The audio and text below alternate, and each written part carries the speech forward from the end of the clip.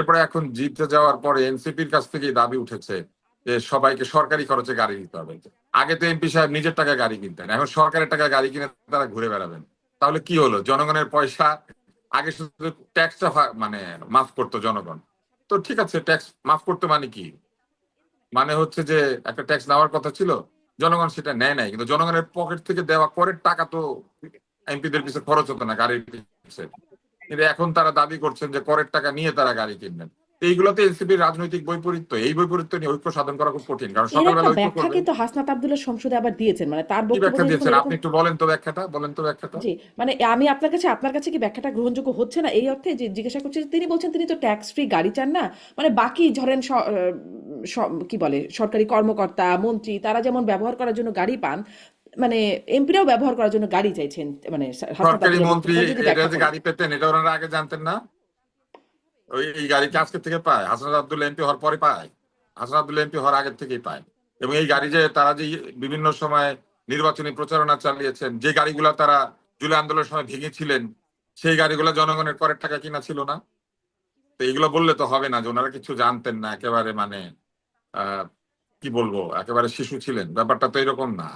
বিষয়টা হচ্ছে জনগণ করের টাকা দিয়ে গাড়ি কিনে কর্মচারীদেরকে দেয়, কারণ কর্মচারীদের এই শপথ নাই যে তারা কি বলে অলাভজনক পদে এসেছেন। এক দুই হচ্ছে এই গাড়ি যখন কেনা হয় তখন এই গাড়ি 25 বছর, 20 বছর, 15 বছর ব্যবহৃত হবে, এরকম একটা চিন্তায় কিনা হয়। এক জায়গা থেকে আরেক জায়গায় কর্মকর্তা ট্রান্সফার হন, কিন্তু গাড়িগুলি ব্যবহৃত হবে, এই গাড়িগুলি এক্সিকিউটিভ কাজে ব্যবহৃত হয়, রাজনৈতিক কাজে না। সংসদ হুম। সদস্যের দায়িত্ব একটু এক্সিকিউটিভ না। এই হাসান আব্দুল্লাহ, সার্জিস, সারোয়ার তুষার, এরাই কিন্তু বিভিন্ন টক শোতে বলেছিলেন যে সংসদ সদস্যরা হচ্ছেন আহ আইন প্রণয়ন করবেন। আইন প্রণেতা কেন স্থানীয় সরকারের মতো গিয়ে বলবেন ব্রিজ কালভার্ট এগুলো আমরা করব? কিন্তু আমরা দেখলাম যে সংসদ সদস্য হওয়ার সাথে সাথে উনি ব্রিজ কালভার্ট, খেজুর আহ সহ বিভিন্ন কিছু হিসাব দিতে শুরু করলেন। এই হিসাব তো ওনার দেওয়ার কথা না, হিসাব দিবে ওই এলাকার এক্সিকিউটিভ যারা এগুলো বিতরণের দায়িত্ব পেয়েছে, এগুলো নির্মাণের হুম। দায়িত্ব পেয়েছে।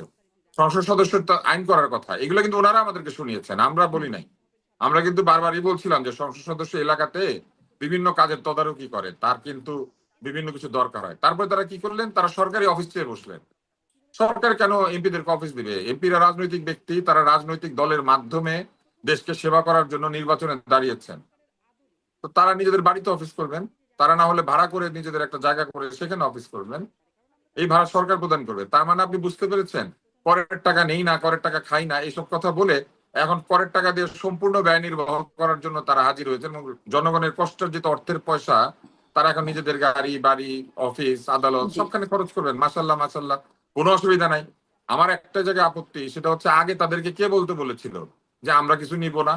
ওই যে প্রতারণামূলক কর্মকাণ্ড, এগুলো হচ্ছে সেই প্রতারণামূলক কর্মকাণ্ড, মুখে একটা মনে আরেকটা।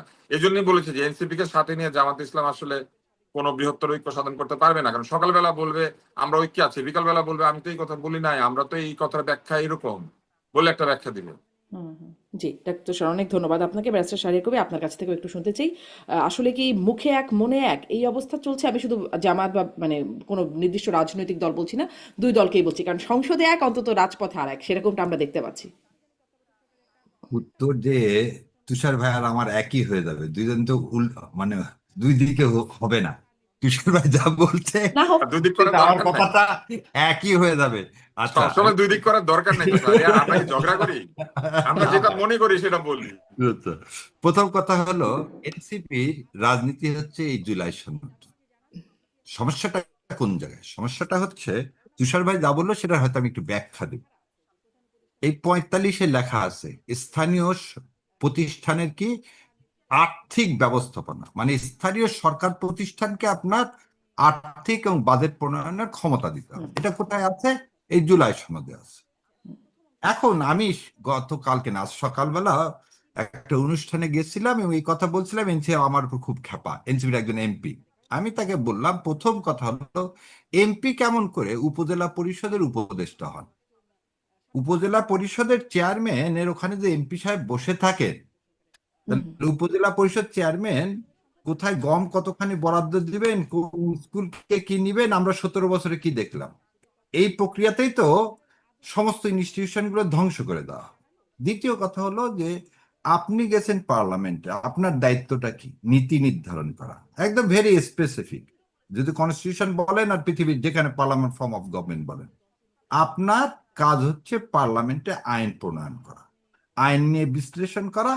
যেভাবে এই যে ধরে নেন শিক্ষামন্ত্রী নকল ধরতে গেছে, এটা ওনার কাজ না। ওনার কাজ হচ্ছে এমন ভাবে শিক্ষা পলিসি করা যাতে বাংলাদেশ থেকে নকল সারা জীবনের মধ্যে নির্মূল হয়।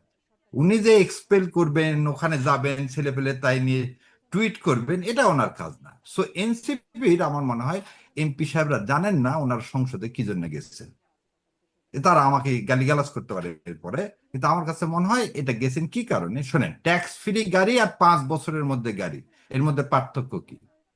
ট্যাক্স ফ্রি গাড়িটা তো আপনি পয়সা দিয়ে কিনতেন, আর এখন আপনি জনগণের টাকা দিয়ে কিনবেন। ট্যাক্স ফ্রি মানে ট্যাক্স নিবে না, কিন্তু সে টাকাটা কিন্তু জনগণ দিত না। এমপি হুম। সাহেব তার নিজের টাকা দিয়ে ওই গাড়িটা কিনতো। এখন আপনি এখানে কথাটা বলতেছেন কি, উপজেলা চেয়ারম্যানের ইয়ে আছে, কি আছে? গাড়ি আছে। গাড়ি আছে, ডিসি সাহেবের গাড়ি আছে।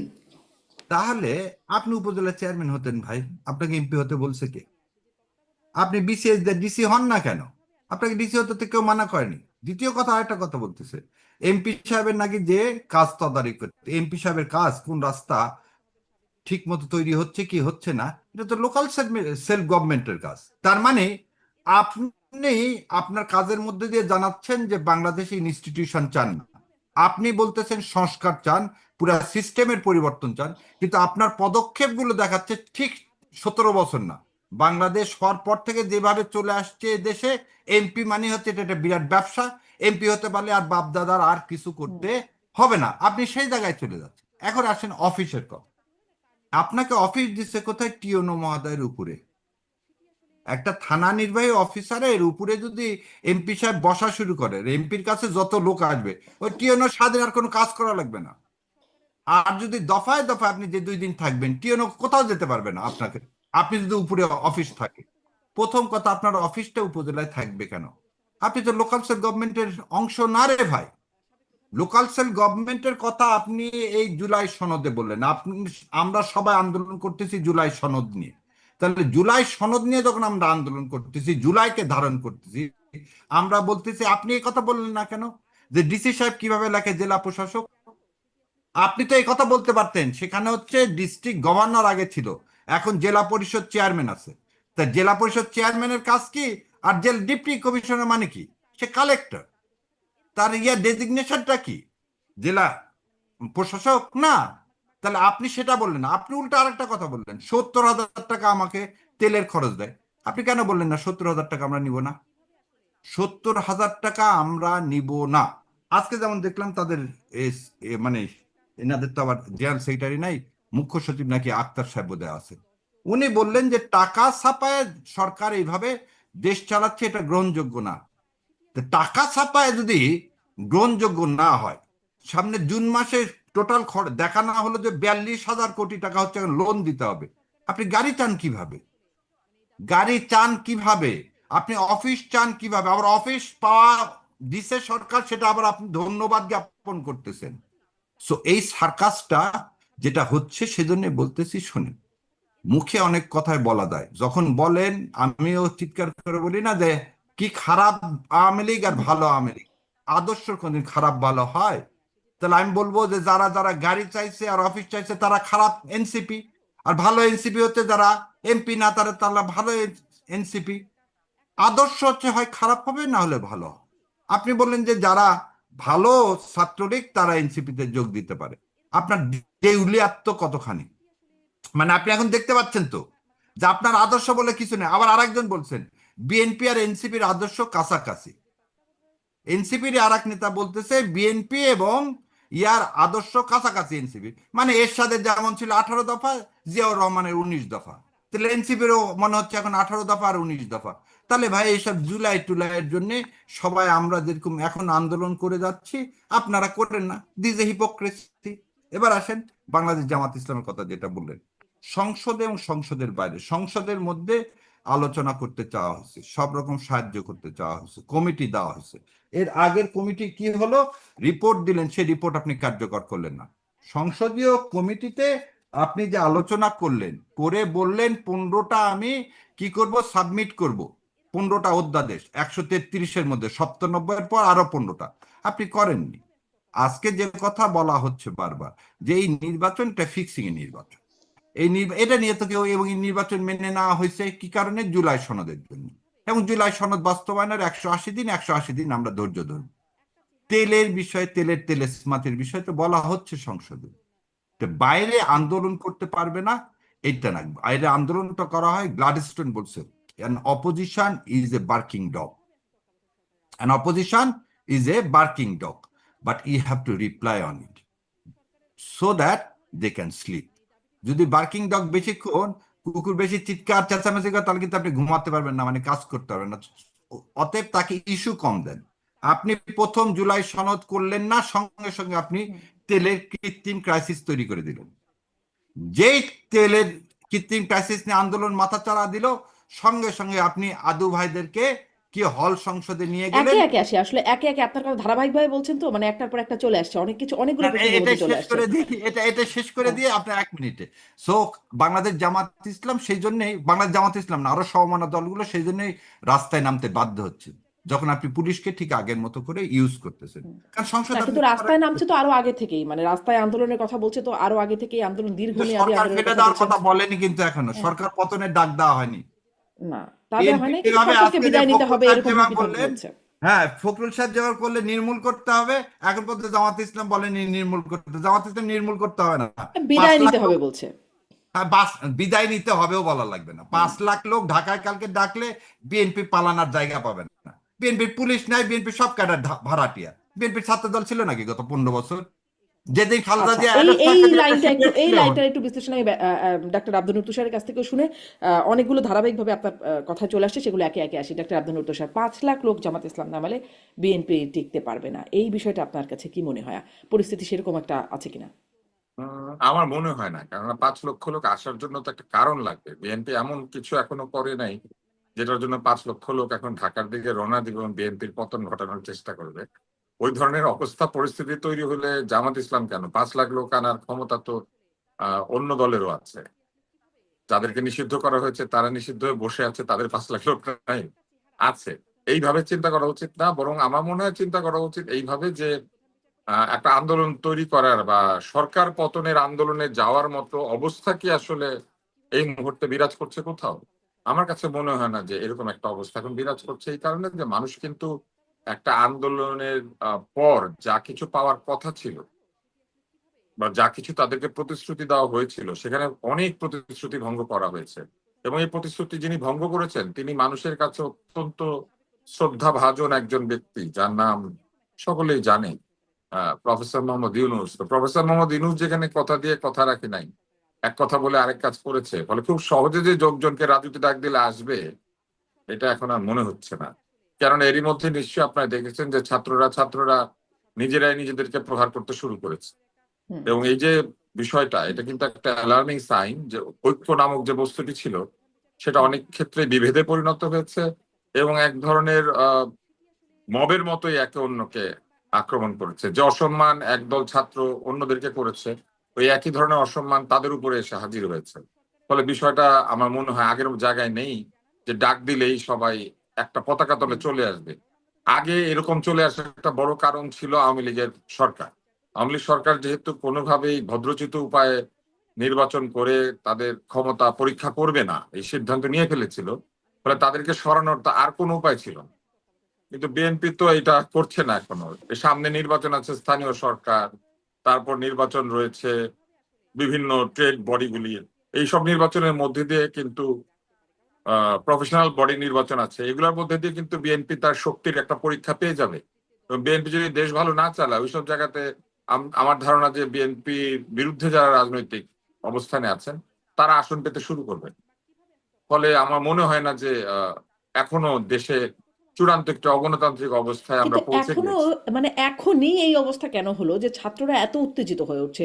একটু মানে গুপ্ত ইস্যু বললে, ফটোকার্ড ইস্যুতে একজন মানে কিছু শব্দ হলেই আক্রমণ, পাল্টা আক্রমণের জায়গায় চলে যাচ্ছে, এরকম এই অবস্থায় যে কেন পৌঁছে গেছে? অসহনশীল অবস্থা, এই অসহনশীল অবস্থার যে ট্রেনিং, সেই ট্রেনিং দিয়েছেন হচ্ছে একজন নোবেল বিজয়ী মহাশাস্ত্রবিদ, মহাশান্তি প্রতিষ্ঠার যিনি একজন জনক, শান্তির পিতা, জনাব ডক্টর মোহাম্মদ ইউনূস, উনি এমন ভাবে তাদেরকে প্রশিক্ষণ দিয়েছেন যে তারা এখন এই প্রশিক্ষণ কাজে না লাগিয়ে পারছে না। কেননা এই ভদ্রলোক যদিও নিজে শান্তির পুরস্কার পেয়েছেন, কিন্তু তিনি তার বক্তৃতায় মানুষজনকে একে ওকে প্রতিহত করা, তেজ দেখানো, দোষর ধরা, ভাঙচুর করলে সেটাকে সেলিব্রেশন বলা, ক্ষোভ বলা, বিক্ষোভ বলা, মবকে প্রেশার গ্রুপ বলা, এগুলো তো উনি করেছেন। এবং উনি না শুধু, ওনার পুরো রাষ্ট্রযন্ত্র করেছে। অথচ খুব বেশি দরকার ছিল ছাত্রছাত্রীদেরকে এমন একটা শৃঙ্খলার মধ্যে নিয়ে আসা, যে শৃঙ্খলা দেখে মানুষ অবাক হয়ে যেত যে সত্যিকারের সুশাসন মানুষের জীবনে বা আচরণে কি পরিবর্তনই না আনতে পারে। কিন্তু সেটা না হয়ে তিনি কি করেছেন, তিনি হিংসাকে উস্কে দিয়েছেন। এবং সেই হিংসার বলি কিন্তু ওই সময় রাজনৈতিক দলগুলি হয়েছে। এমন কিন্তু নয় যে রাজনৈতিক দলগুলি এর বাইরে ছিল। উনি যাদেরকে নিয়ে বিদেশে ভ্রমণ করতে গিয়েছেন তাদের দিকে ডিম নিক্ষেপ করা হয়েছে। আমরা কিন্তু ওনাকে দেখি নাই যে উনি এসে দাঁড়িয়েছেন ওই যারা ডিম নিক্ষিপ্ত হয়েছে তাদের পাশে। উনি ওনার মধ্যে বেরিয়ে গেছেন। এদিকে তার সঙ্গে নিয়ে যাওয়া অতিথিরা ডিমে আক্রান্ত হয়েছেন। উনি সব জায়গাতে এই কাণ্ডটা করেছেন। আমরা কিন্তু ওনাকে দেখি নাই যে উনি যখন মাইলস্টোনে আগুন ধরে গেল, এরকম একটা বিরাট দুর্ঘটনা ঘটলো, আমরা কিন্তু ওনার উপদেষ্টাদেরকে দেখি নাই তখন। বিশেষ করে স্বাস্থ্য উপদেষ্টাকে একদিনের জন্য আমি মাইলস্টোনের এই রোগীদেরকে দেখতে যেতে দেখি নাই। এরকম অসংখ্য নির্দয় কাজ কিন্তু তিনি করেছেন। তার সময় সংখ্যালঘু হত্যা করা হয়েছে বিনা কারণে। তো কিন্তু এরকম তখন এরকমই আবার রোগীদের দেখতে এরকমই যাওয়া নিয়েও গুজবে সমালোচনা কিন্তু হয়েছিল। এইরকমই গুজবে কিন্তু এই যে গুজবের কারণে এই যে মারামারি হলো ছাত্রদের মধ্যে, এইরকমই গুজবে একজন সংখ্যালঘুকে পুড়িয়ে মেরে ফেলা হয়েছে। এরকমই সন্দেহবশত মোবাইল চুরি করেছে, সন্দেহবশত বিশ্ববিদ্যালয়ের ক্যান্টিনে বসে খাওয়া দাওয়া করিয়ে একটি ছেলেকে প্রহার করে নির্দয়ভাবে হত্যা করা হয়েছে। এবং সবচেয়ে অদ্ভুত ব্যাপার হলো, উনি যখন ইন্ডেমনিটি দিয়েছেন, উনি কিন্তু এই বিষয়গুলিকে ইন্ডেমনিটি দেওয়ার মতো একটা অবস্থায় নিয়ে গিয়েছেন। উনি এমন একটা অবস্থা তৈরি করেছেন যে অবস্থায় যেন এইগুলির কোনো বিচার হবে না, এরকম একটা ব্যাপার তিনি অন্তত আইনে না থাকলেও তার কাজে কর্মের মধ্যে দিয়ে এরকম একটা অবস্থা তিনি করেছেন। উনি কি করেছেন, উনি ভুয়া মামলা হতে দিয়েছেন, যেখানে ওনার নিজের বিরুদ্ধে ভুয়া মামলা ছিল বলে উনি অভিযোগ করেছেন। নিজের মামলাগুলিকে উনি আদালতের মাধ্যমে না, উনি কিন্তু প্রশাসনিক ভাবে এগুলিকে তুলিয়ে নিয়েছেন। অথচ অন্যদেরকে তিনি ভুয়া মামলা দিয়ে বিনা কারণে বন্দী করেছেন। ফলে ওনার যেসব কুকীর্তি, এই কুকীর্তির দায় এখন এই সমাজ বহন করছে।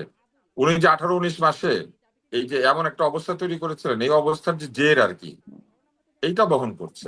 আমার কাছে মনে হয় যে এরা এখন এদের যে এই যে উত্তেজিত ভাব, এই ভাব এখন আর কার উপরে এটা করবে, আচ্ছা ফলে আচ্ছা, নিজেরা তার নিজেদের মানে উপর সেই করছে। ধারাবাহিকতায় এই উত্তেজনা। আমি ব্যাস সারের কবির কাছে শুনতে চাই, কেন এই উত্তেজনা, কেন কিছু শব্দগুচ্ছের কারণে বা কিছু এমনকি ফটো কার্ড ইত্যাদি শেয়ার করা এরকম ইস্যুতে এত আক্রমণাত্মক হয়ে উঠছে, একদম অস্ত্র হাতে নেমে পড়ছে কোথাও কোথাও, দেশ জুড়ে একদম ছাত্রদের মধ্যে সহিংসতা ছড়িয়ে পড়ছে, কেন এত উত্তেজনা? প্রথম কথা হলো, আগের প্রশ্নের বোধহয় আমি আমি শেষ করতে পারিনি বলে একটা হয়েছে। আমি বলতে চাইছি, যদি জামাত ইসলাম সরকার পতনই করতে চাইতো আর 5 লক্ষ লোক যদি নিয়ে এসে জমায়েত করে, তাহলে বিএনপি সরকারের পতন হয়ে যাবে। তার মানে আমি এটাও বললাম যে এখনো জামাত ইসলাম কিন্তু সরকার পতনের কোনো ডাক দেয়নি, আজকেও কিন্তু বারবার ওয়ার্নিং দিচ্ছে, কিন্তু সরকার পতনের ডাক দেয়নি। আর ভাই বললেন যে কথা, 5 লক্ষ লোক, হ্যাঁ, আগে যারা চলে গেছে তারা তারা 5 লক্ষ না, 5 জন লোক নিয়ে এসে জমা করুক, তারপর দেখি কি হয়। অতএব এটাকে আবার আমি একদম একদম অন্তঃস্থল তাদের তো থেকে লোক আছে রে ভাই। আছে, সেটা তারা 5 লক্ষ লোক কেন বললাম, 5 জন আগে এসে জমা হোক, তারপর দেখা যাবে। অতএব সেটা না। থার্ড যে কথাটা বললেন অসহিষ্ণু, ডক্টর ইউনূসকে ঢালাও ভাবে ভাই দেবে বলে, এটা ভাইয়ের ইন্টারপ্রিটেশন। আমার ইন্টারপ্রিটেশন একটু আলাদা জায়গায়। আলাদা জায়গায় হচ্ছে, ডক্টর ইউনূস আসার পরে আমরা পার্শ্ববর্তী দেশের সাথে চোখে চোখ রেখে কথা বলতে পারছি। ডক্টর ইউনূসের সময় 133টা অধ্যাদেশ পাশ হয়েছে, এবং সেই অধ্যাদেশগুলো সবগুলোরই ড্রাফট করছে ডক্টর কামাল হোসেনের চেম্বার। ডক্টর কামাল হোসেনের চেম্বার থেকে এই সবগুলো ড্রাফট হয়েছে, এবং যেটা অ্যাটর্নি জেনারেল সাহেব ভেটিং করছে। সো গুম কমিশনের যতগুলো অধ্যাদেশ হয়েছে সবগুলোই করা হয়েছে, এবং এগুলো কোনোটাই তখন সেই সময় সবাই সাধুবাদ দিছে।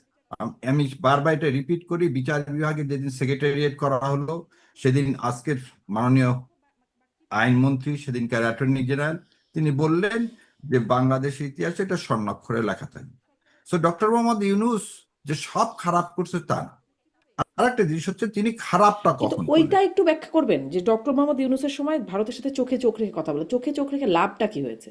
আচ্ছা, বলতে দিচ্ছি, ডক্টর মোহাম্মদ ইউনূসকে ব্ল্যাকমেলটা করলেন হচ্ছে আইন উপদেষ্টা। ডক্টর মোহাম্মদ ইউনূস কিছু বুঝে ওঠার আগে তার গ্রামীণ শক্তিকে 600 কোটি টাকার একটা সুবিধা দিয়ে দিলেন। কি সুবিধা দিয়ে দিলেন? ভ্যাট মুক্তির একটা সুবিধা দিয়ে দিলেন, একটা রেয়াত দিয়ে দিলেন। এই রেয়াত কিন্তু অন্যরাও পাইছে, সেটা কথা আসতেছে না, কিন্তু কথা হলো ডক্টর মোহাম্মদ ইউনূসের সেই রেয়াত না উচিত হয়নি। তাকে যে সে তার বাচ্চা না, যে অন্যকে আইন উপদেষ্টা দিয়ে দিলেন আর উনি নিয়ে নিলেন। অনেক সময় ক্ষমতায় যে মানুষ নিজে কি সেটা ভুলে যান। কারণ এই উদ্দেশ্যে একটা কথা বলি আপনাকে, আপনার মাধ্যমে সারা দেশকে জানানো উচিত। ডক্টর মোহাম্মদ ইউনূস আমাকে তার গ্রামীণের লিগ্যাল উপদেষ্টা হিসাবে নিয়োগের জন্য আমার সাথে বসছিল, এবং তখন আমি তাকে বলছিলাম যে এটা হচ্ছে ইদ্রার একটা প্রকল্প নিয়ে, সৌর বিদ্যুতের প্রকল্প। তার কাছে 1000 কোটি টাকা ইদ্রা ক্লেম করছে, এবং ইদ্রা অনেকে, ইদ্রা না সরি, ইটকল, এই ইটকল প্রজেক্টটা হচ্ছে সৌর বিদ্যুতের প্রকল্প। তখন আমি বলছিলাম যে এটা আইনগতভাবে ইটকল পায় না, মানে গভর্নমেন্ট পায় না, কারণ এটা ওয়ার্ল্ড ব্যাংকের ফান্ড। উনি আমাকে উঠে বলছিলেন যে শোনো, আইনের ম্যাট প্যাচা হয়তো পায় না, কিন্তু যখন ওয়ার্ল্ড ব্যাংক জানবে ডক্টর ইউনূসের কোম্পানি বা পরিবার ওয়ার্ল্ড ব্যাংকের টাকা ফেরত দিচ্ছে না, সারা দেশে আমার সম্পর্কে এবং বাংলাদেশ সম্পর্কে একটা নেগেটিভ ধারণা হবে। কারণ এটা ছিল গ্রান্ট, আবার বুঝেন, ওয়ার্ল্ড ব্যাংক অনেক সময় ঋণের পরিবর্তে গ্রান্ট দেয়। সো সেই ভদ্রলোক পরবর্তীতে 400 কোটি টাকা নিবে, এটা আমার কাছে কিন্তু যেদিন আমি শুনছি সেদিন থেকে খুব মানসিক ভাবে হলো যে যে লোকটা 1000 কোটি টাকা নিতে চায়নি, সে ভদ্রলোককে 400 কোটি টাকা দিয়ে ব্ল্যাকমেল করলো, অন্য কোনো কারণ আছে কিনা আমার জানা নেই।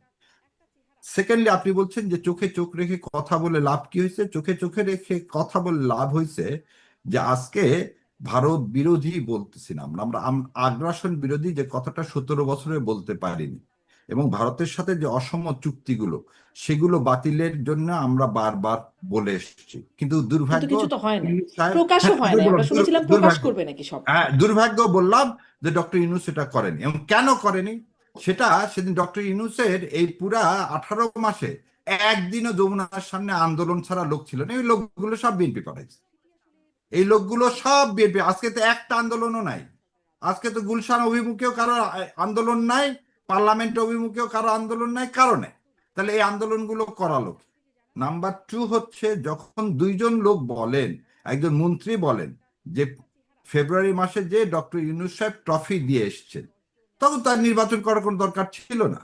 সো এই ট্রফিটা যে দিয়ে আসছেন, এই মেকানিজম তো ভারত সবসময় করছে। এই যে ভারত আধিপত্যবাদের মধ্যে যুদ্ধ, এই যে চোখে চোখ রেখে কথা বলাই, যে আমি বলতে পারতেছি বা অন্যরাও বলতে পারতেছে, এটা ডক্টর ইউনূস সাহেবের একটা কৃতিত্ব। হয়তো কিছু হয়নি আজকে, আগামীতে যে হবে না সে কথা কে বলছে? কেবল তো বলা শুরু, এই শুরুটা তো উনি শুরু করে দিতে পারেন, কিন্তু উনি আমিও সেটা, মানে চোখে চোখে কথা বলাটা জরুরি, কিন্তু কথা বলে আমরা কিছু কি গেইন করেছি নাকি লুজ করেছি? মানে না ডিপ্লোমেসি বাদ গেন দিয়ে কি করছি, চোখে চোখ রেখে বেশি?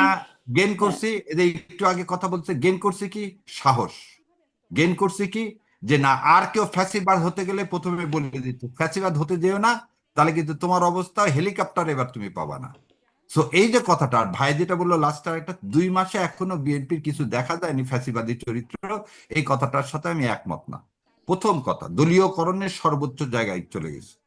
কথা যদি দলীয়করণ এমন কোনো জায়গায় না প্রশাসন যেখানে বিএনপি তার লক্ষ্যে বসায়নি, ইনক্লুডিং ক্রিকেট।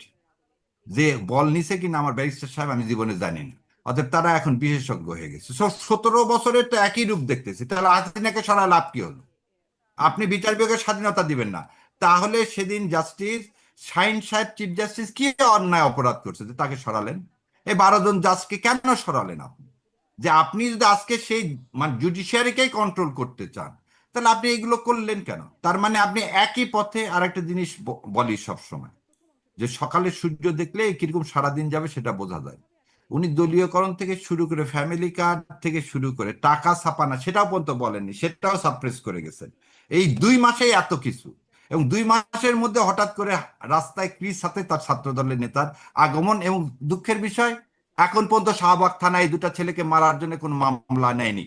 তাহলে 17 বছরের আজকে এই 2 মাসের মধ্যে কি পার্থক্য? একটা মামলা হয়নি এখন পর্যন্ত, ভিডিও ফুটেজ দেওয়ার পরও। ব্যারিস্টার শাহরিয়ার, যখন এই প্রশ্ন সম্ভবত আপনাকেও করেছিলাম, যখন ডাকসু নেত্রী, সাবেক ডাকসুর একজন নেত্রী ইমিকে যখন টেনে হিচড়ে বা তাকে জোর করে ঠেলে নিয়ে গিয়ে শাহবাগ থানায় দিয়ে আসলো, যারা দিয়ে আসলো বা যারা মারপিট করলো তাদের বিরুদ্ধে কোনো মামলা তখন হয়, তখন এই মোসাদ্দেকরাই কিন্তু ছিল যাদেরকে এখন মারপিট করা হয়েছে। তাদের বিরুদ্ধে কিছু করা হয় নাই, তাদেরকে বরং সন্ত্রাস বিরোধী আইনে মামলা দিয়ে তারা এখনো জেলখানায় আছেন। মানে সেটাও তো হয়েছে। এখন কি এটা এক রকমের তাদের হ্যাঁ, সাথে? হয়েছে। হ্যাঁ, এখন যদি আপনি এটাকে নেন যে একজন গেছে রাষ্ট্রের বিরুদ্ধে, স্বাধীনতা সার্বভৌমত্বের বিরুদ্ধে কি করতে, কনস্পিরেসি করতে। আর আমি জানি না আপনাদের মনে হয় যে তুষার ভাই তো খুব মেট্রেস, তুষার ভাই মনে থাকার কথা, প্যাট্রিয়ট বলে একটা কবিতা ছিল, যে স্বাধীনতা যুদ্ধ করে আসছে, পরে তাকে ফাঁসি দেওয়া হয়েছে, ফুলের মালা দিয়ে যাদেরকে বরণ করা হয়েছিল। এই মোসাদ্দেকরা হচ্ছে আমাদের স্বাধীনতার মুক্তিযোদ্ধা। এদেরকে আপনি আজকে যে অপমান করতেছেন, এই জাতিকে এই জাতিকে তার জন্য ভার বহন করতে হবে। সো ওদের সাথে ওই মেয়েটার তুলনা করা যাবে না। নাৎসির সাথে আপনি কোনোদিন, যারা এই দেশকে সে দ্বিতীয় একজন বাম বিশ্বযুদ্ধের দল মতো, করা একটা বাম দলের একটা না আপনি পুরো ঘটনাটা যদি মনে করেন তাহলে দেখেন যে কি কারণে হয়েছে। আমি একটু বেশি আর কিছু বলতেছি না, কিন্তু কথা হলো আমার প্রশ্নটা এরা ওখানে, আমার প্রশ্নটা এখানে, মুসাদ্দেকরা তো আইনের এই আইনের স্বাধীনতা, অবস্থান কি? আইনের অবস্থান কি হলো? শাহবাগ থানার সামনে শাহবাগ থানা নিশ্চুপ, এখনো নিশ্চুপ। যাদেরকে মারলো, মানে তাদের সামনে মারা হলো, কিছু হলো না, তখনও নিশ্চুপ, মারা হচ্ছে তাদের সামনে। আইন যদি থাকে তাহলে তো আসলে কে কি সেটা সেই মুহূর্তে মানে অবশ্যই আইন শৃঙ্খলা অবশ্যই বাহিনী আমরা দেখবার কথা না, কথা কি? এইটাতে আমি সমর্থন করি না। ওই দিনে ওই মেয়েটাকে নিয়ে যাওয়া হয়েছে, ওই দিন মেয়েটাকে মারা হয়নি। কিন্তু আপনি একটা হুম। জিনিস বুঝেন, তার আজকে সাথে মেরে যারা ছিল যা তাদেরকে উন্ডেট মারা করা হয়েছে। হয়েছে, না আজকে যখন মেরে উন্ডেট করা হয়েছে দুজন মুক্তিযোদ্ধাকে, এটা তো করার সাহস কেউ পায়নি। তো সেটা যখন করা হয়েছে, এবং সেই সময় আজকে আবার আমরা আরেকজন হারুন সাহেব দেখতে পাচ্ছি, নব্য হারুন। এটাও কিন্তু খুবই, এই ফ্যাসিবাদের যা যা নমুনা সব কিন্তু 2 মাসে প্রকাশ পেয়েছে। আমি জানি না তুষার ভাইয়ের কাছে কেন পাইনি, আমার কাছে কিন্তু পাচ্ছে। সেই জন্য বলতেছি সামনে দিন বোধহয় ভয়াবহ। জি, অনেক ধন্যবাদ ব্যারিস্টার শাহরিয়ার। মানে নব্য মুক্তিযোদ্ধা আসছে, নব্য হারুন আসছে, অনেক নব্য কিছু আসছে। আমি ডাক্তার আব্দুল লতিফ স্যার আপনার কাছ থেকে এই ব্যাখ্যাটা, মানে প্রশ্ন না করি, আপনার কাছে শুধু ব্যারিস্টার শাহরিয়ারের কথার ব্যাখ্যা যদি একটু শুনি। প্রথম বিষয় হচ্ছে যে এত সহজে যদি ফ্যাসিবাদ বলে দেওয়া যায়, তাহলে তো বাংলাদেশের সকল সরকার ফ্যাসিবাদী। যেমন ধরেন ইউনূস সরকার ভয়ঙ্কর ফ্যাসিবাদী। কেননা একটা ফ্যাসিবাদী সরকার কি করে, প্রথমে এসে বলে যে তার কোনো বিকল্প নাই। ইউনূস সাহেবের যারা আহ লোক ছিলেন তারা বলেছেন শুরু থেকে ওনার কোনো বিকল্প ছিল না, ওনাকে ছাড়া নাকি অন্য কাউকে প্রধান উপদেষ্টা বানালে সরকারি হতো না, মানে উনি ছিলেন বলেই হয়েছে ব্যাপারটা। অথচ যখন আন্দোলন হচ্ছিল তখন ছাত্ররা বলেছিল যে শেখ হাসিনার বিকল্প তারা সবাই, আমি বিকল্প, আমি বিকল্প, আমি বিকল্প। এবং ব্যাপারটা কিন্তু আমাদেরকে খুবই আকৃষ্ট করেছিল, যে একটা তরুণ প্রজন্ম ভাবতে পারছে যে তারা 10 জন, 12 জন, 15 জন মিলে রাষ্ট্র চালাতে পারবে এবং তারা নিজেদেরকে শেখ হাসিনার বিকল্প মনে করতে পারছে। এটা তো একটা আশার বাণী ছিল। কিন্তু আমরা কি দেখলাম, শেখ হাসিনার চাইতেও বেশি বয়স্ক একজন বুড়ো ভাম উনি বসে পড়লেন, ওনার কোনো বিকল্প নাই। উনি তখন কোথায় ছিলেন? উনি তখন চিকিৎসা করছিলেন, ওনার পেটের অসুখ। এবং উনি ফিরে এসে প্রথম যে অ্যাপয়েন্টমেন্টটা দিয়েছিলেন সেটা হচ্ছে ওনার পেটের অসুখের ডাক্তার শামসুল আরিফিন নামে একজন ডাক্তার সাহেব, গ্যাস্ট্রোএন্টারোলজিস্ট, বাংলাদেশ স্পেশালাইজড হসপিটালে বসে। উনি ওনাকে ব্যক্তিগত চিকিৎসক হিসেবে এটা দিয়ে দেওয়াতে আমার আব্বার একটা কোলোনোস্কোপি দরকার ছিল, আমি আর করতে যাইতে পারলাম না ওনার কাছে, কারণ উনি তো ভিআইপি দের ডাক্তার হয়ে গেছেন, ইউনূস সাহেবের পেটের ব্যায়ামের চিকিৎসা করেন। তো ব্যাপারটা বুঝতে পেরেছেন। এই কাজ কে করতো? ব্যক্তিগত চিকিৎসক কে নিয়োগ দিত? ফ্যাসিবাদী শেখ হাসিনা। ওনার একজন ডাক্তার ছিলেন আব্দুল্লাহ, আরেকজন ডাক্তার ছিলেন মোদাসের আলী। মোদাসের আলী চোখের ডাক্তার, কিন্তু প্রায় কান নিয়ে উনি নানান কথা বলতেন, যে কানের কি সমস্যা এটা নিয়ে কথা বলতেন। এবং আব্দুল্লাহ স্যার তো প্রায় সকল বিষয় বলতেন। আহ তো এই হচ্ছে অবস্থা। তো উনি কি করলেন? একই কাণ্ড করলেন। তারপরে কি করলেন? তারপরে নিজের মামলাগুলি উইথড্র করলেন। ফ্যাসিবাদ কি করে? আইন আদালতের তোয়াক্কা করে না, নিজের মামলাগুলি নিজে অর্ডার দিয়ে করলেন। তারপর হচ্ছে নিজের কর নিজে মাফ করলেন। ফাঁসিবাদ কি করে? এসালামের কর মাফ করে, উনি নিজে এসালাম হয়ে গেলেন। হ্যাঁ, কিন্তু আর এখন কি হচ্ছে? মানে ডক্টর হ্যাঁ, ইউনূসের এখন সময় সমালোচনা বুঝলাম। এটার সঙ্গে কি আপনি এখনকার যে সরকার তাকে তুলনা করতে পারবেন? এখন ওনাদের আপত্তি কোথায়? প্রধানমন্ত্রী কেন কথা বলে না? কেন সালাউদ্দিন সাহেব কথা বলে? প্রধানমন্ত্রী কথা বললে তো কিন্তু বলতো যে এই ফ্যাসিবাদ। ঘটনাটা যদি দেখি, আমি ডাক্তার আব্দুল লতিফ যেটি নিয়ে কথা বলছিলাম, যে এই যে থানায় ধরেন 7ই মার্চের ভাষণ বাজানোর জন্য ইমিকে গ্রেপ্তার করা হলো সন্ত্রাস বিরোধী আইনে, থানার সামনে হলো, জোর করে নিয়ে যাওয়া হলো, ইমির সাথে যারা আছে তাদেরকে নিয়ে যাওয়া হলো, এর জন্য থানা আসলো, তাদেরকেই গ্রেপ্তার করে রেখে দিল, কিন্তু যারা নিল বা জোর জবরদস্তি করলো তাদের বিরুদ্ধে কোনো ব্যবস্থা নাই। আবার আমরা এখন দেখলাম থানার মধ্যে গিয়ে যেই মোসাদ্দেকটা ওই সময় ইমিদেরকে জোর জবরদস্তি করে দিয়ে আসছিল, মোসাদ্দেকদেরকে পেটানো হলো একরকম। সেটি থানার সামনে হলো, থানা কোনো ভূমিকা নিল না। মানে ছাত্র দলের দলের নেতারা গিয়ে পেটালো, আবার অবশ্য ছাত্র দলের কেউ কেউ ফেরানোরও চেষ্টা করেছে, এই একটা অবস্থা। কিন্তু আমি কিন্তু বললাম যে এটাই তো ইউনূস থানা তো সাহেবের কোনো ভূমিকা এক্সটেনশন, নিল না। এটাই তো ইউনূস সাহেবের এক্সটেনশন। আমরা কি একই ঘটনা দেখি নাই? সংবিধান নিয়ে আলোচনা হবে, সেখানে মুক্তিযোদ্ধারা গিয়েছেন, সাংবাদিকরা গিয়েছেন, তারপরে কি বলে রিটায়ার্ড ব্যুরোক্র্যাটরা গিয়েছেন, আলোচনা শুরুই হয় নাই, এর মধ্যে কিছু লোক ঢুকে পড়লো, যারা আক্রান্ত হয়েছেন তারা পুলিশকে ফোন করলেন, পুলিশ এসে আক্রান্তদেরকেই ধরে নিয়ে গিয়ে জেলে ভরে দিল, আর যারা মব করেছিলেন তাদের নামে কিচ্ছু হলো না। তো এইটাই তো সেই উদাহরণ। এই জন্য তো আমি বললাম যেগুলো তো ইউনূস সাহেবের রেখে যাওয়া বিষয়, এটা তো বিএনপির বিষয় না। বিএনপি হয়তো এটা দূর করতে পারে নাই, এটা নিয়ে আপনি তাকে অভিযোগ করতে কিন্তু পারেন তারা যে কি ওই যে মুক্তিযুদ্ধ, ব্যাসের শাহরিয়ার বলছেন তারা মুক্তিযোদ্ধা, এই জন্য তাদেরকে মানে বিশেষ ছাড় দেওয়ার বিষয় আছে কিনা, সেই ইন্ডেমনিটির মধ্যে পড়ে যায় কিনা মানে তারা। কে মুক্তিযোদ্ধা? ওই যে মোসাদ্দেকদের কথা বলছি, মোসাদ্দেকরা যারা গিয়ে মুক্তিযুদ্ধ আর জুলাইয়ের যুদ্ধ এক না। মুক্তিযুদ্ধ, জুলাইয়ের যুদ্ধ জুলাইয়ের যুদ্ধ। জুলাইয়ের ওটাকে যুদ্ধ বলে যারা, তারা যুদ্ধকে অপমান করে। জুলাই যেটা হয়েছে সেটা একটা আন্দোলন হয়েছে। যুদ্ধকে অপমান করার মতো এত দুঃখ আমার আমার লাগে। মনে করেন যে তারা যুদ্ধ করেছে বলছে, কিন্তু এটা যুদ্ধ ছিল না, এটা স্বৈরাচারের বিরুদ্ধে গণ আন্দোলন ছিল, গণ অভ্যুত্থান ছিল। যুদ্ধ তো একটা মানে যুদ্ধের একটা ওয়ার, এটার একটা ব্যাখ্যা আছে, এটার একটা আইনি ব্যাখ্যা আছে, এটার একটা ডেফিনিশন আছে। মানে এখন কি আমরা তাহলে হরমুজে যেটা হচ্ছে সেটাও যুদ্ধ, আমাদের এখানে যেটা হচ্ছে সেটাও যুদ্ধ? মানে একটা দেশের অভ্যন্তরীণ রাজনৈতিক গোলযোগ সেটাও যুদ্ধ, আবার একটা দেশে একটা আর্মির বিরুদ্ধে আরেকটা আর্মি যুদ্ধ করে সেটাও যুদ্ধ। দুইটাকে এক হয় কি করে? যাই হোক, আমরা ওই তর্কে যেতে চাই না। কিন্তু যারা এই যে মার খেয়েছেন, এদেরই দুইজনকে আমি একটা বক্তৃতা দিতে শুনেছি, সেখানে বলছেন সকালবেলা এসে বিকাল মানে রাত পর্যন্ত নাকি এমন ধোলাই কাকে জানি দিবে, এরকম একটা বক্তৃতা দিচ্ছেন। এই বিসমিল্লাহ ধরনের বলে শুরু হবে, সাদাকাল্লাহ আজিম বলে শেষ হ্যাঁ হবে। হ্যাঁ, বিসমিল্লাহ বলে শুরু করবে। মানে বিসমিল্লাহ বলে শুরু করতে হয় কোনো শুভ কাজ, মানুষেরকে মারধর করা বিসমিল্লাহ বলে শুরু করতে হয় না কিন্তু। হ্যাঁ, একটা ভালো কাজ মানুষ বিসমিল্লাহ বলে আল্লাহর নামে শুরু করবে। আপনি একজনকে মারধর করবেন, এটা আল্লাহর নামে শুরু করবেন? আল্লাহ বলছে আপনাদেরকে মারধর করতে, লোকজনকে নিজের হাতে আইন তুলে নিতে? এটা আছে কোথাও? যিনি আপনার ইচ্ছা হইলে আপনি আল্লাহর নামে মারধর শুরু করতে পারবেন? কোথাও নাই এই কথা। তো ওনারা এটা বললো, এবং এটা বললো মানে চিন্তা করেন, ওনারা বললো মানে রীতিমতো একটা হুমকি দিল। তো এদের একদল মববাজ আরেক দল মববাজের হাতে প্রহৃত হয়েছে। এরা কিছুদিন আগে নিজেরা মব করে ইমিকে ধরে নিয়ে গেছিল, এখন আবার ওরা গিয়ে ওই একই থানার মধ্যে ঢুকে আশ্রয় নিয়েছে, আরেক দল তাদেরকে মারতে এসেছে। এইটাই তো ইউনূসীয় শাসনের এক্সটেনশন। এখন এইটা যদি ফ্যাসিবাদ হয়ে থাকে, এই ফ্যাসিবাদ তো বিএনপি প্রতিষ্ঠা করে নাই, বিএনপিটা উত্তরাধিকার সূত্রে পেয়েছে। এই উত্তরাধিকার সূত্রে শুধু বিএনপি এটা পায় নাই, উত্তরাধিকার সূত্রে এটা জামাত, এনসিপি, বাংলাদেশের সকল জনগণ পেয়েছে। কারণ এই বেআইনের শাসন, এই মবের শাসন, এটা প্রতিষ্ঠা করার জন্য আমাদের শান্তি বিশেষজ্ঞ, শান্তিময়, শান্তি নোবেল, হ্যাঁ শান্তি প্রফেসর এটা করে গিয়েছেন। এবং এটা উনি করেছেন যে ওনার কোনো লাজ লজ্জা নাই, ওনার এটার জন্য সরি বলা উচিত, ওনার এটার জন্য মাফ চাওয়া উচিত। উনি 133টা অধ্যাদেশ করেছেন, এটার জন্য যদি উনি কৃতিত্ব নিতে পারেন, এরকম কৃতিত্ব তো শেখ হাসিনা এসে দাবি করতে পারবেন। উনি 132টা কালভার্ট বানিয়েছেন, উনি 133টা সেতু বানিয়েছেন, যে যার মতো যেটা পারে সেটা করেছে। উনি অধ্যাদেশ পারে, উনি অধ্যাদেশ বানিয়েছে। আর আরেকজন মনে করেন অধ্যাদেশ ছাড়াই কিছু একটা করে ফেলেছে, বেআইনে চালিয়েছে, স্বৈরাচার। কিন্তু কাম তো একই, তাই না? দুজনের স্বভাবে কোনো তফাৎ আছে? বরং একই জিনিসের এক্সটেনশন হয়েছে। এখন এইটা ফ্যাসিবাদ হইলে ইউনূসের শাসনে ফ্যাসিবাদ ছিল। এবার আসেন দলীয়করণ। দলীয়করণ ইউনূস সাহেব করেছেন। ইউনূস সাহেব এসে কি করেছেন, উনি একটা দলকে নেগেটিভলি দেখেছেন, কিন্তু তার বাইরে অন্য দলগুলির পক্ষ উনি নেন নাই। ওনার তো কথা ছিল উনি কারো পক্ষ নিবেন না, উনি আইনের শাসন প্রতিষ্ঠা করবেন, উনি সকলের জন্য লেভেল প্লেইং ফিল্ড তৈরি করবেন। উনি কি করেছেন? জামাত ইসলামের অভিযোগ হচ্ছে যে উনি বিএনপির দিকে মানে ঝুলে পড়েছিলেন, উনি বিএনপির দিকে হেলে পড়েছিলেন, তাই না? এটা তো অভিযোগ। তাহলে ধরে নিলাম জামাত ইসলামের অভিযোগ সত্যি, তাহলে ইউনূস সাহেব একজন দলীয় ব্যক্তি, দলীয়করণ করেছেন। জামাত ইসলামের আরেকটা অভিযোগ আছে, ওনার সভার মধ্যে ওনার যে একটা উপদেষ্টা সভা ছিল, যেটাকে আমি উপদুষ্টু সভা বলি, তো ওনার যে একটা উপদুষ্টু সভা ছিল যেখানে অনেক দুষ্টু লোক ছিল, সেই উপদুষ্টু সভার মধ্যে একজন ছিলেন খলিল সাহেব। এখন জামাত ইসলাম বলছে যে খলিল তো লুকিয়ে থাকা লোক, গুপ্ত। হ্যাঁ, তাহলে ইউনূস সাহেব একজন গুপ্ত বিএনপি, ওনাদের যুক্তি অনুযায়ী তো তাই, তাই না? তাহলে ইউনূস সাহেব নিজে একজন দলীয়কৃত ব্যক্তি, একজন দলীয়করণকারী। উনি নিজে একটা দলের দিকে ঝুঁকে পড়েছেন, ট্রফি দিয়ে এসেছেন, উনি লন্ডন গিয়েছেন, এগুলো তাদের অভিযোগ না? তাহলে এই কথাগুলো যদি সত্যি হয়ে থাকে, তাহলে এই দলীয়করণ তো ইউনূস সাহেব করেছেন। তাহলে নতুন দলীয়করণ কি হচ্ছে? একই কাহিনী ঘটছে, ইউনূস সাহেব যা শুরু করে দিয়ে গেছেন সেটাই চলছে।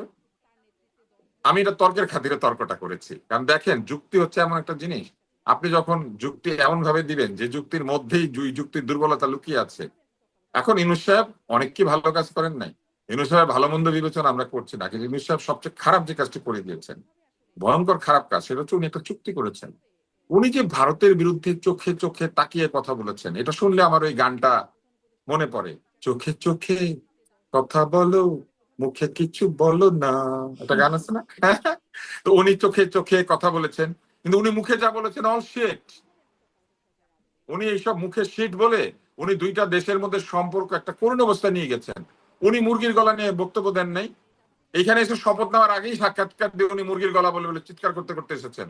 চোখে চোখে কথা বলার সময় হাতে জোর থাকা লাগে, শুধু গলার জোর থাকলে হয় না। তো উনি মুখে শুরু করে দিয়েছিলেন, চোখে চোখে কথা বলে মুখে যা বলেছেন সে অ্যাবসলিউট শিটের কারণে উনি মুরগির গলা নিয়ে একটা কথা তুলে দিলেন। উনি কিন্তু তখনও প্রধান উপদেষ্টা হন নাই, উনি ফ্রান্সে বসে সাক্ষাৎকার দিয়ে চলে আসছেন। আচ্ছা, এরপরে উনি মুরগির গলা নিয়ে কি করলেন? উনি মুরগির গলার মতোই নিজের গলাটা হয়ে গেল। উনি আদানির সাথে চুক্তি কি করলেন? কিছু করতে পারেন নাই। উনি ভারতের সাথে কোন একটা চুক্তি বাতিল করতে পেরেছেন? পারেন নাই। সকল চুক্তির দোষ চাপিয়ে দিয়েছেন শেখ হাসিনার উপরে, ওকে, নো প্রবলেম। কিন্তু উনি তো দু একটা খারাপ চুক্তি বাতিল করবেন, উনি তো পারলেনই না। উনি কি করলেন? উনি এর চেয়ে একটা গোলামী দাসত্বের চুক্তি সই করলেন কার সাথে? আমেরিকার সাথে। তো ওনার অবস্থাটা কি? ওনার অবস্থাটা হলো, এক এলাকায় এক লোক থাকে, সেই লোক সারাদিন মনে মনে বলে যে সে কারো কাছে পদানত হবে না, কিন্তু ওই এলাকার বাইরে গিয়ে আরেক লোকের কাছে গিয়ে দাসখত দিয়ে আসছে। তো উনি কি করেছেন? ওনার চুক্তিটা কি জিনিস? উনি 14টা বোয়িং কিনবেন, 14টা বোয়িং এর টাকা রেখে গিয়েছেন। উনি যে $15 বিলিয়ন তেল গ্যাস কিনবেন, টাকা রেখে গিয়েছেন। উনি উল্টা ধার করেছেন, যে টাকা কিন্তু সেই ছাপাচ্ছে। চুক্তি থেকে সরার সুযোগ তো এই সরকারের হাতে ছিল, তারা তো সেটা করছে না, না, তারা তো ওই নাই, পথেই এই হাঁটছে। চুক্তি থেকে সরার অবস্থা এই সরকারের নাই। কেন আপনি নাই? কি মনে নাই? কিন্তু কারণ এই চুক্তিটার টার্মিনেশন ক্লজ আপনি খুব ভালো করে পড়ে দেখবেন। এই চুক্তির মধ্যে এমন ভাবে চুক্তিটা করা হয়েছে যে চুক্তিটা মূলত একটা কর করকে অস্ত্র বানিয়ে, শুল্ককে অস্ত্র বানিয়ে, বাণিজ্যকে অস্ত্র বানিয়ে এবং তৈরি পোশাক শিল্প সহ কিছু কিছু ব্যাপারে বাংলাদেশের নির্ভরতাকে অস্ত্র বানিয়ে এই চুক্তিটা স্বাক্ষর করা হয়েছে। যে চুক্তিটা খুব সহজেই ভঙ্গ করার সুযোগ নাই, এই কারণে নাই যে না, আপনি ভঙ্গ বৃহৎ না, শক্তির চুক্তি চুক্তি থেকে সরে আসা, চুক্তিতে আপনি মানে বৃহৎ কার্যকরের বৃহৎ দিকে না শক্তির যাওয়া। সাথে আপনি বৃহৎ শক্তির সাথে চুক্তি করে চুক্তি থেকে সরে আসার নমুনা কি হয় সেটা তো সারা পৃথিবী জানে। আপনি যতক্ষণ পর্যন্ত কবুল না বলবেন ততক্ষণ পর্যন্ত আপনি কিন্তু এলাকার সবচেয়ে শক্তিশালী মাস্তানটাকেও আইনি অধিকার দিলেন না। একবার কবুল বলে ফেলার পরে আপনি ওই বিবাহ থেকে বের হয়ে আসার চেষ্টা করতে দেখবেন যে মাস্তান কি করে, সারা দুনিয়াতে মাস্তানি করে এরকম একটা শক্তির সঙ্গে। আবার মানে মানে প্রশ্নটা হচ্ছে এখানে যিনি চুক্তির মূল ব্যক্তি সেই ডক্টর খলিলুর রহমানকে আবার পররাষ্ট্রমন্ত্রী বানিয়ে উনি ফেললো মূল ব্যক্তি না, বিএনপি। এটা একটা মজার ব্যাপার। মূল ব্যক্তি হচ্ছেন বাণিজ্য মন্ত্রণালয়, মূল ব্যক্তি হচ্ছেন ইউনূস নিজে। কারণ আইন উপদেষ্টা বলেছেন যে ওনার সঙ্গে কোনো কথা বলা হয় নাই, এবং উনি এটাও বলেছেন আইন উপদেষ্টা আমাদের কিন্তু নজরুল ভাই, ডক্টর খলিলুর আসিফ রহমান নজরুল তো ভাই। তা বলেন নাই, হ্যাঁ, মানে তিনি তো এটা ডক্টর নিয়ে খলিলুর দৌড়ঝাঁপ রহমান করেছেন। বলেন নাই, কিন্তু চুক্তিতে কিন্তু উনিও স্বাক্ষর করেন নাই। উনি কতটুকু প্রধান উপদেষ্টা, যে কত উপদেষ্টা এটা উনি কি করেছেন দেখেন, উনি ব্যুরোক্র্যাটদের দিকে দিয়ে এটা সই করিয়েছেন। কারণ উনি জানেন উনি ক্ষমতায় থাকবেন না, কিন্তু ব্যুরোক্র্যাটরা কন্টিনিউ করবে, জি। এবং ব্যুরোক্র্যাটরা প্রশাসন হিসেবে এই সরকারের অংশ হয়ে যাবে। ফলে উনি ব্যুরোক্রেসি দিয়ে এটা সই করিয়েছেন। উনি নিজে সই করেন নাই, উনি বাণিজ্য সচিবকে দিয়ে এটা সই করিয়েছেন।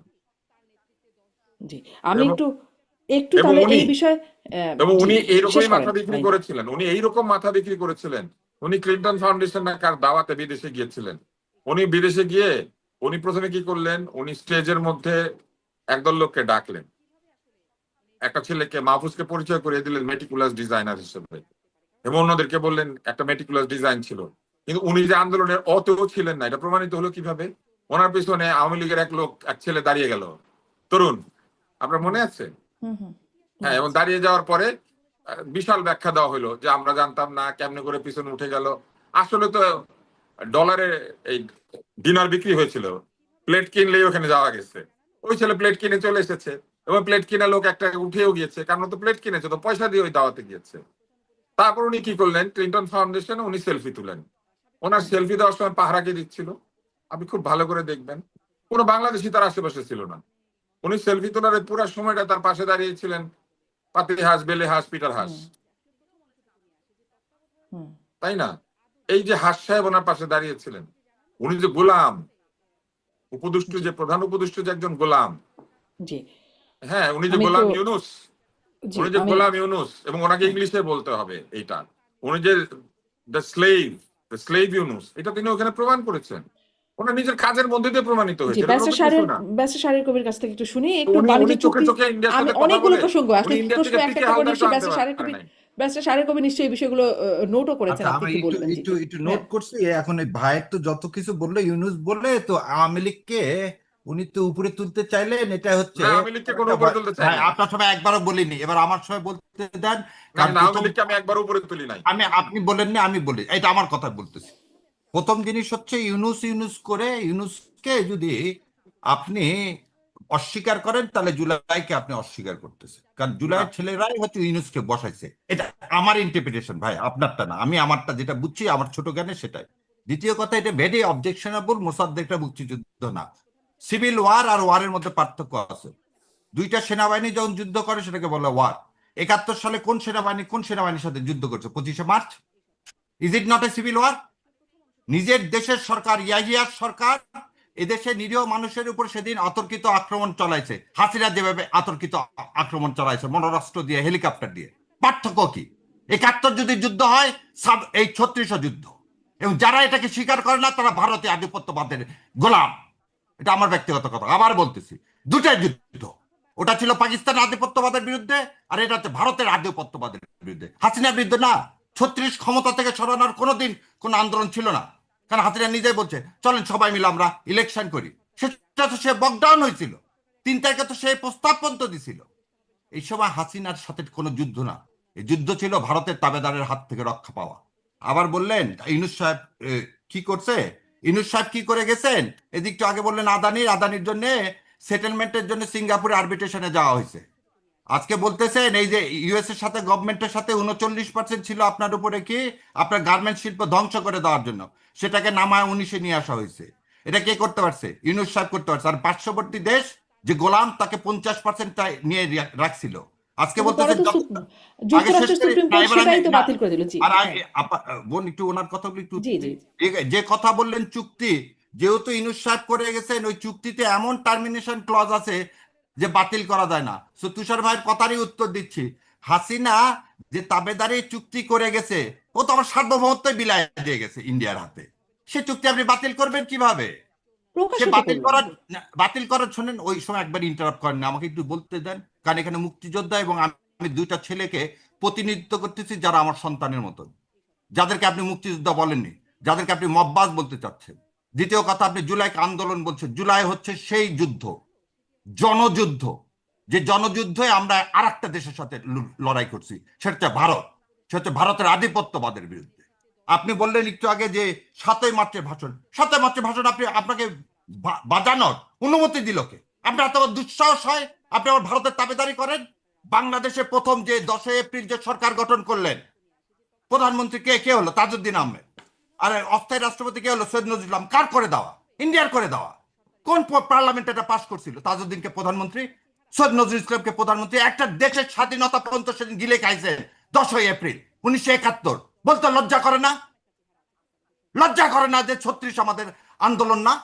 36 আমাদের আন্দোলন না, গণ উদ্ভুত্থান না। গণ উদ্ভুত্থান হচ্ছে 90, গণ উদ্ভুত্থান হচ্ছে 96, গণ উদ্ভুত্থান হচ্ছে 96, 96 আন্দোলন না গণ অভ্যুত্থান না বলা হয় নাই, বলা হয়েছে যুদ্ধ না।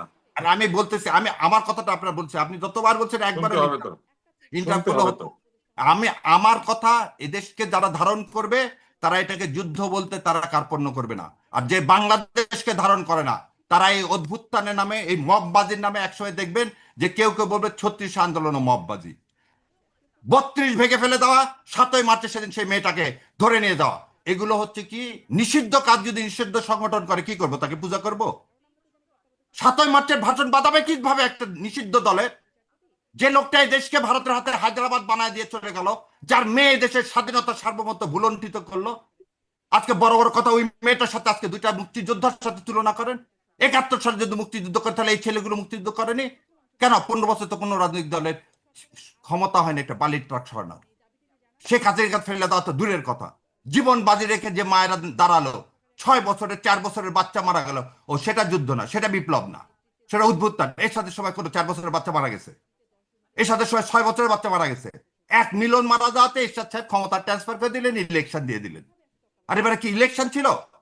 আজকে ইউনূসের কথা বলা হয়, ইউনূসের সাথে যে বলেন যে ক্ষমতা ছিল, পাকিস্তানের সাথে চুক্তি করে, যা পাকিস্তান এবং চীনের সাথে চুক্তি করলো কে? প্রতিরক্ষা চুক্তি। কেন বলা হলো সেদিন এই চুক্তি এখন সাইন করেন না, নতুন সরকার আসার পর করবে? কেন ভারতের সাথে এই কথা তো কেউ বলে না। ইউনূস সাহেবের সেদিন উচিত ছিল এটা সাইন করা। ইউনূস সাহেবের অবশ্যই উচিত ছিল এই জনগণের ম্যান্ডেট, এই জুলাই সনদ বাস্তবায়ন করে গণভোটের ভিত্তিতে এই সংবিধান 72-এর ভারতের লিখে দেওয়া সংবিধান ফেলে দিয়ে নতুন সংবিধান রচনা করে তার উপরে কি ইলেকশন দেওয়া। উনি কোন অদৃশ্য শক্তির কারণে সেদিন এই ফেব্রুয়ারি মাসে বিএনপির হাতে ক্ষমতা তুলে দিলেন? এটা তার অযোগ্য। আর আপনি বলতেছেন এই যে আইন উপদেষ্টার কথা বললেন আসিফ নজরুল, এটা গাদ্দার, মির্জাফরের চেয়েও বড় গাদ্দার। এই গাদ্দারের কথা যদি বিশ্বাস করছেন তো এদেশ ভুলন্টিত হয়ে গেছে। সেই কারণে আজকে রেজওয়ান আপার কথা যদি ঠিক হয়ে থাকে, এই গাদ্দারের জন্য, একটু আগে বললেন না যে আইন উপদেষ্টা জানেই না, আইন উপদেষ্টা জানে না, এটা হতে পারে। ও হচ্ছে একমাত্র রয়ের এজেন্ট, ও হচ্ছে পেইড রয়ের এজেন্ট, যে জুলাই আন্দোলনকে প্রথম দিন থেকে 5ই আগস্ট থেকে শেষ পর্যন্ত নষ্ট করে দিয়ে একটা দলের হাতে দিয়ে চলে গেছে। আমার ইলেকশন, আমার জনগণের ভোটের অধিকার কেড়ে নিছে এই লোকটা জুলাই সনদের মধ্যে আজকে সমস্ত বিপত্তি ঘটায় দিয়ে গেছে। সে জেনে শুনে সেদিন একই দিনে ইলেকশন এবং গণভোটের ব্যবস্থা করছে। এটা গাদ্দার কথাকার। সে গাদ্দারের কথা আমরা বলতে লজ্জা পাই কেন? কেন ইউনূস কেন বলা হয়? কেন বলে মন্ত্রিসভা উপদেষ্টা পরিষদে আমরা সবাই মিলে বলছে না, রেজওয়ান আপা বলছে না আমরা সবাই মিলে যেতে দিন একটা দলকে? কেন সে কথা মনে হয় না যে ইলেকশন ইঞ্জিনিয়ারিংটা করলো কার ইশারায়? কেন ভারতের কলেজে বসলো এই উপদেষ্টারা সবার শেষে? একটা কেন দলকে একটা বলেন নাই তো। গাদ্দার রকে নিয়ে রাখছেন, একটা গাদ্দারকে নিয়ে রাখছে এই উপদেষ্টা পরিষদে। আমি তাহলে আর একটা জিনিস বলি, আপনি বললেন শেষ করবো একটু। সুশাসন, হ্যাঁ শীর্ষ, তাহলে সিভিল ওয়ার, তাহলে 71 সাল যদি সিভিল ওয়ার হয়ে থাকে তাহলে 2400 সিভিল ওয়ার। ওই 71-এ পাকিস্তান মুক্তি বাহিনীর সাথে যুদ্ধ করছে, কোনো আর্ম ফোর্সের সাথে না। আর এই জুলাইতেও একই কাজ হয়েছে। জুলাইতে রাস্তায় ইন্ডিয়ান বাহিনী, হিন্দিতে কথা ভাষাভাষী লোকের বহু অসংখ্য ভিডিও আছে। এগুলো কি আমার তুষার ভাইরা দেখতে পায় না?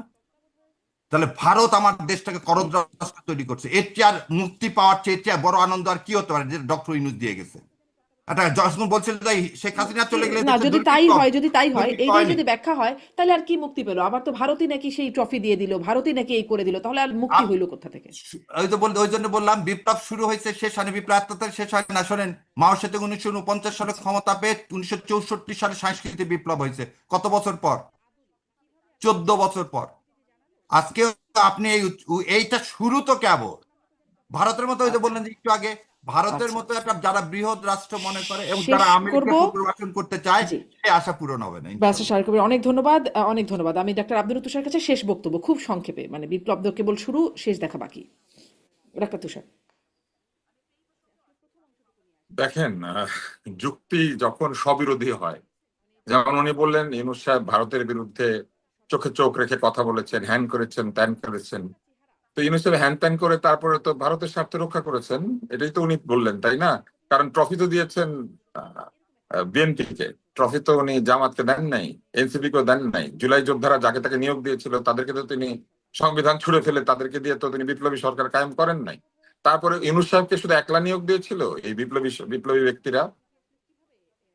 এই পুরো উপদেষ্টা মন্ত্রণালয়কে তো তারা দিয়েছিল, নিজেরাও 3 জন গিয়ে ওখানে বসে পড়েছিল, তাই না? এই যে দুষ্ট ছেলের দল ওখানে যে বসে পড়লো উপদেষ্টাদের সাথে, তার মধ্যে এদেরকে একজন দুষ্ট যে বলেন আরেকজনের না ছাগল ভাই, কেটে এদের খেয়ে জন্য ফেললো। আজকে কথা বলতে এই যে পারতেছেন। এই এদেরকে যে দুষ্ট বলেন না, এটাও আপনি জুলাইকে অপমান করা।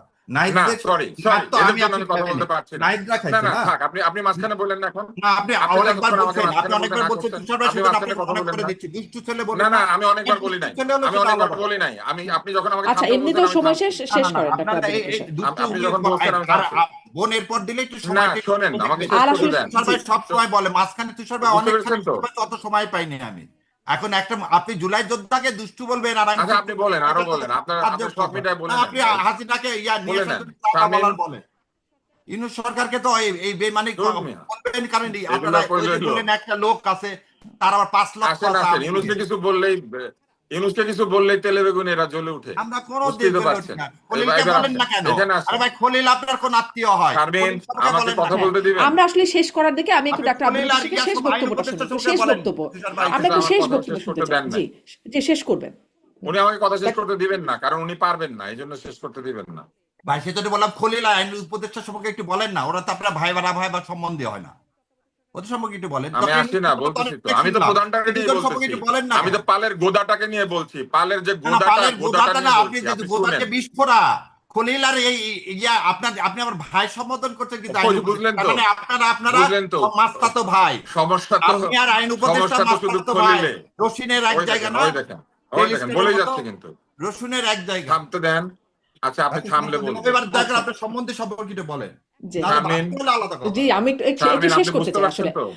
জি, হ্যাঁ, আপনি ডাক্তার আমাকে আব্দুল কথা লতিফ, বলতে জি। দিতে হবে, উনি দিবে না কিন্তু। হুম। আপনি ওনাকে মিউট করেন, তারপরে আমাকে কথা বলতে দেন, নাহলে হবে না। মিউট না হয়ে গেল। বলেন, না ব্যাস এবার সরাসরি। আপনার ফ্রি, হ্যাঁ, হ্যাঁ, আপনাকে দিয়ে দিলাম জি, ফ্লোর, যান তুষার হ্যাঁ, ভাই, হ্যাঁ, আর কিছু আসেন। বলবো না, একদম ফ্রি দিয়ে যে দিলাম, যান জায়গাতে ছিলাম সেটা হচ্ছে, ওয়ার্কআউট। এই ইউনূস তো অনেক ভালো, তাই না? কিন্তু এই ইউনূস কিন্তু আবার দলীয়করণ করেছে, এটা উনিই বলেছেন। ইউনূস অনেক ভালো, কিন্তু ইউনূস বিএনপি কে ক্ষমতা দিয়ে দিয়েছে। ইউনূস অনেক ভালো, কিন্তু ইউনূস সাহেবই কিন্তু আসলে চুক্তিটা সাইন করেছে। ইউনূস অনেক ভালো বলে কি বলেছেন, এই চুক্তি না করলে নাকি আমেরিকার সঙ্গে আমাদের ও আমাদের চুক্তিতে সাইন কি কথা বলে, বলে, সচিব ছাড়া ট্যাক্স এই হতো কনস্টিটিউশন 39%। আন্ডারে আমাদের সচিব ট্যাক্স ছাড়া এখনই, মন্ত্রী বা আমাদের উপদেষ্টা সাইন এই যে করতে এই পারে দেখেন, না। শেষ থামবে না। শুনি এটা শুনি তুষার একটু ভাই জানে, ডাক্তার এই যে দেখেন, ডাক্তার আব্দুল থামবে না। তুষারকে তুষার একটু ভাই শুনি। একটু বলে দিই, উনি কোন কিন্তু থামবে উপদেষ্টা না, বা উনি বলে মন্ত্রী, যাবে। না একটু শোনেন না এইটা কেন, হচ্ছে ওদের উপদেষ্টা স্বভাব। বা মন্ত্রী এটা সাইন হচ্ছে করতে যখন পারে কেউ না, পারে না, সেক্রেটারিকে তখন সাইন মাঝখানে করতে কথা হয়। বলতে থাকে, আপনি এটা মুভমেলা ভুল করতে থাকে। ইয়া দিলেন, আপনার মতো লোক তো এটা জানার কথা যে সেক্রেটারিরাই জি, চুক্তিতে সাইন করে, কোন উপদেষ্টা বা মন্ত্রী সাইন করেন। এটা জি তো জি আপনার ভাইয়া, জানার জি কথা নি ভাই, জি, আপনি আচ্ছা, এটা আমি বিক্রি জানি না আসলে। হ্যাঁ, আপনি জানেন, আপনি সব জানেন। আমি সব আপনি জানি না থামেন, ভাই, আপনি তো এটা আপনি জানেন, আপনি একটু থামেন না। শেষ করতে হবে। হ্যাঁ, জি, আপনার ব্যাস কথা হ্যাঁ, বলুন। আমরা আপনি আসলে তো শেষ করে জানেন। ফেলবো এখন আজকে। জি, ডাক্তার আব্দুল তুষার, আমাদের একদম সময় শেষ হয়ে বাড়তি সময় কথা বলছি। উনি আবার ডাক্তার আব্দুল বলবে, তুষার, উনি আবার কথা বলবে, কারণ উনি আসলে পারছে না, এই জন্য না উনি না আর না, কথা আপনি বলবে। সেক্রেটারি উনি সই কারোর কথা করবে বলতে এটা দিবে কথা না। মানেন। বাক স্বাধীনতা, এই যে দেখেন বলতেছে, এই দেখেন বলতেছে। এবার বলেন ডাক্তার আব্দুল তুষার।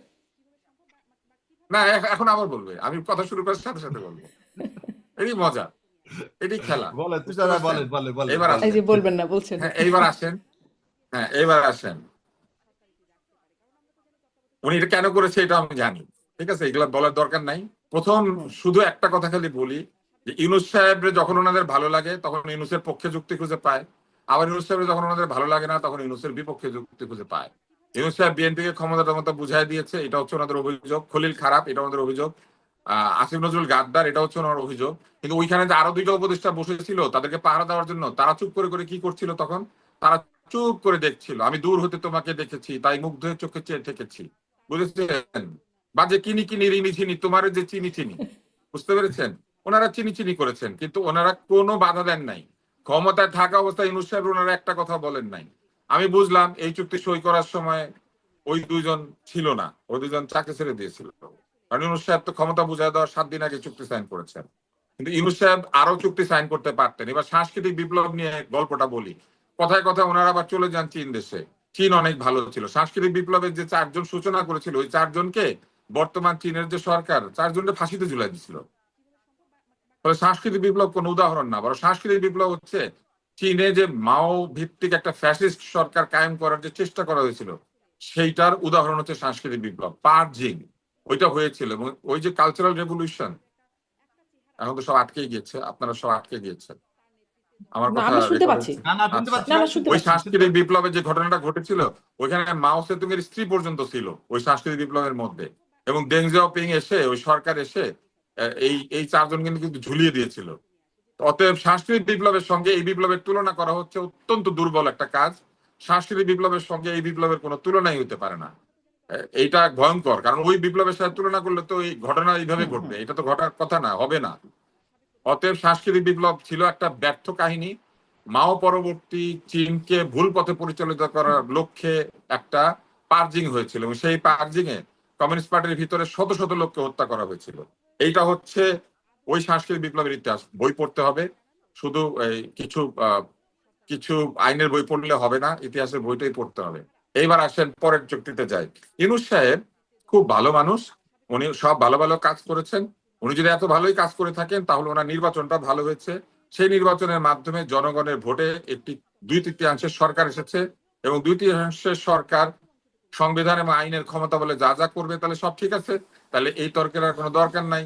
এবং যেহেতু এই তর্কের আর কোনো দরকার নাই, তাহলে হুদাই 1 ঘন্টা সময় নষ্ট করার কোনো দরকার ছিল না। এইটা হচ্ছে ওই যুক্তিগুলা মেনে নিলে এইটা বলতে হবে। আর তা যদি না হয়, যদি ওই যুক্তিগুলোকে আমরা না মানি, তাহলে বলতে হবে যে ইউনূস সাহেব ভালো কাজের নামে প্রচুর খারাপ কাজ করেছেন। তার মধ্যে একটা বড় খারাপ কাজ হচ্ছে নিজের কর তিনি মাফ করেছেন, নিজের নামে লাইসেন্স নিয়েছেন, নিজের লাভজনক কাজ নিজ সিদ্ধান্ত নিজে করিয়ে নিয়েছেন। এবং যেই লোক ক্ষমতায় থেকে কনফ্লিক্ট অফ ইন্টারেস্ট বুঝে না, যেই লোক ক্ষমতায় থেকে নিজের স্বার্থ দেখে, সেই লোক আর যাই হয়ে থাকেন তিনি বাংলাদেশের স্বার্থ দেখেন নাই। বাংলাদেশের স্বার্থ দেখলে তিনি তার নিজের স্বার্থ দেখতে পারতেন না। যদি জনগণকে তিনি বলেছেন কর আদায় করতে হবে, তাই এনবিআর কে 2 ভাগে ভাগ করতে হবে, অথচ তিনি নিজে এনবিআর এর মাধ্যমে নিজের কর মাফ করিয়ে নিয়েছেন।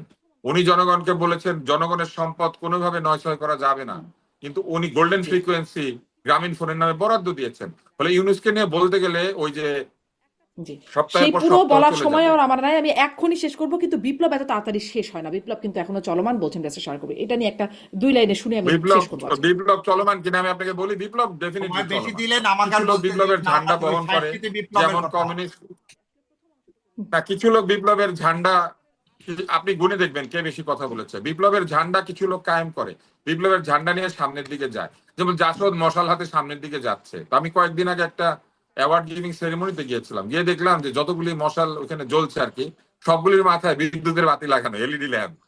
তো বিপ্লব সামনের দিকে যাবে, কিন্তু জাসদের মশালে আগুন জ্বলে না। আপনি নিশ্চয়ই লক্ষ্য করেছেন, মশালের উপরে এলইডি ল্যাম্প জ্বলে। বিপ্লব সামনের দিকে নিয়ে যেতে গেলে বিপ্লবীদের যে চারিত্রিক দৃঢ়তা, সেটাকে বজায় রাখতে হয়। কিন্তু আমরা জি, লক্ষ্য করে দেখেছি যে বিপ্লবীদের একটা বিরাট অংশ চারিত্রিক দৃঢ়তা হারিয়ে ফেলে নিজেরা নিজেদের সাথে জি, লড়াইতে ব্যস্ত হয়েছেন, নিজেরা নিজেদের ক্ষতিকর কার্যে ব্যস্ত হয়েছেন। জি, এবং মূল যে বিষয় জনগণের অধিকার অর্জন করা, সেটা বাদ দিয়ে আজকের যে আলোচনা শুরু হয়েছিল, সেই আলোচনার প্রশ্নটা ফেরত যান। জনগণের স্বার্থ বাদ দিয়ে তারা নিজেদের গাড়ি কেনার জন্য জনগণের টাকা ব্যবহারের চেষ্টা করছেন। অতএব বিপ্লবের ভবিষ্যৎ কি, সেটা ভবিষ্যতে উত্তর দিবে। অনেক তবে ধন্যবাদ ওই ডাক্তার আব্দুল কবিতাটার লতিফ কথা স্যার, যেহেতু শাহরিয়ার মনে করিয়ে দিয়েছিল, অনেক সেই ধন্যবাদ। কবিতাটার কথা আমি যে আরেকবার